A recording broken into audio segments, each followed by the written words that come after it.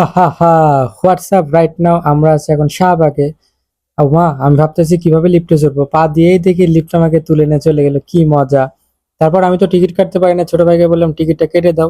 ও ticket কাটতেছে, কি আর করবো বলেন। এই, টাকাটা এত জোরে নিয়ে নিল, বাহ। তারপর আমি ঢুকলাম, সুন্দর করে ভাইকে বললো একটা ভিডিও নাও, কারণ সবাইকে তো দেখাতে হবে, তাই না?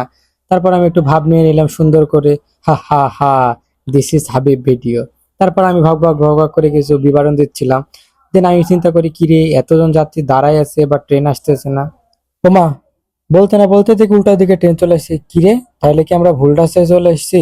কপালটাই খারাপ। তারপরে কি করবো, আমি আর আমার ছোট ভাই আবার লিফটে করে চলে গেলাম দ্বিতীয় ফ্লোরে, মানে বিপরীত দিকে। তারপর দাঁড়ায় আছি। ওমা, না দাঁড়াতে দেখি ট্রেন চলে এসেছে, কি করতি রে ভাই, দেখলেই তো ভয় লাগে। তারপর আমি সুন্দর করে ভিডিওর ভিতরে ঢুকলাম, সরি, মেট্রো রেলের ভিতরে ঢুকলাম। তারপর একটু হাঁটিং হুটিং করে ভিডিওটা করতেছিলাম ভাই। আর ভিডিওটা বেশিক্ষণ করব না।